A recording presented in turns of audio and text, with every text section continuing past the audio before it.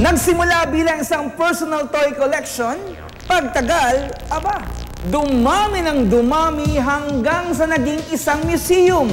Yan ang kwento ng Yexcel's Toy Museum sa Las Piñas. Tara, silipin natin! Hey! My God, Optimus! Ang laki! Amazing! Opened only last August 26, the Yexcel Toy Museum started from the personal toy collection of its owner when he was still a kid.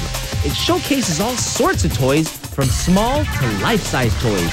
Nung dumami na siya, parang naisip na nga namin na ba't hindi ko i-open sa public? Ba't hindi natin i-share sa mga tao para kahit paano kumita tayo, ganun. Tapos yun, unti-unti, naging museum na siya. Now, what are the main attractions of this unique toy museum? Siguro ang action figures ko po nasa more than 5,000 pieces. Yung mga life size nasa 100 piraso, yung giant Optimus Prime bust. Ito ang pinaka-highlight. Pag pumunta ka rito sa Yexcel's Toy Museum, para ka talagang nasa kuta talaga ng mga Autobots. Kasama syempre ang hari ng Autobots, si Optimus Prime, leader. Oo, siya yun. Ako yung tatay. Tapos meron akong Lightning McQueen na talagang kasing laki ng kotse. Nandiyan yung The Simpsons, yung family. Ano niyo po ba si Yexcel? Meron tayong Nintendo room. Kumaga nandun yung mga small figures ng mga Super Mario, lahat ng Nintendo. Meron tayong Disney, merong anime, One Piece, nandyan yung mga Naruto, Dragon Ball, Lupin the Third, Incredibles, Street Fighter.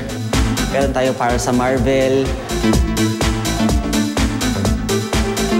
Meron tayo sa DC, meron tayong Lord of the Rings, yung mga horror movies, meron tayong Star Wars. At saka yun nga, yung Optimus Prime. Now, the Yexcel Toy Museum is not only patok among kids, but also, guess what, amongst parents who grew up playing with some of the toys that are on display. Pretty cool, huh? Kita mo siya ng aktwal, tsaka at the same time, mas malalaki sa'yo. Parang ganyan talagang life size nila. The best to kasi yung kwartong pwedeng picturean, ginawa ko yan sa loob ng isang bahay na feeling mo nasa abroad ka.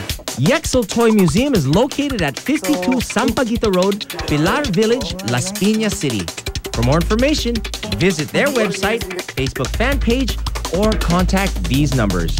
Ayun po, iniimbitahan ko po kayo. Kung kayo po ay may mga anak, may apo, may pamangkin, gusto nyong ipasyal, sana po madala nyo sa Yexcel Toy Museum dahil sigurado po ako, lahat ng batang papasok dito sobrang mag-e-enjoy.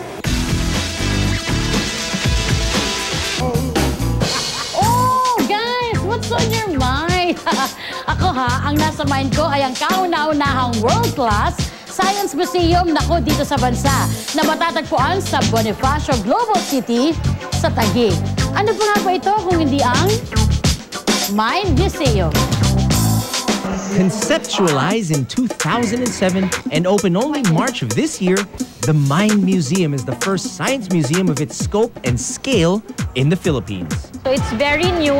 We are proud to say that the Mind Museum is an all-Filipino design and fabrication. There are just very few pieces that we had to import abroad. So this is a good showcase of Filipino ingenuity. The Mind Museum is a science museum. The term was coined to refer to what people know and what we do with what we know. What we know, ito yung sciences, and what we do by what we know is actually technology.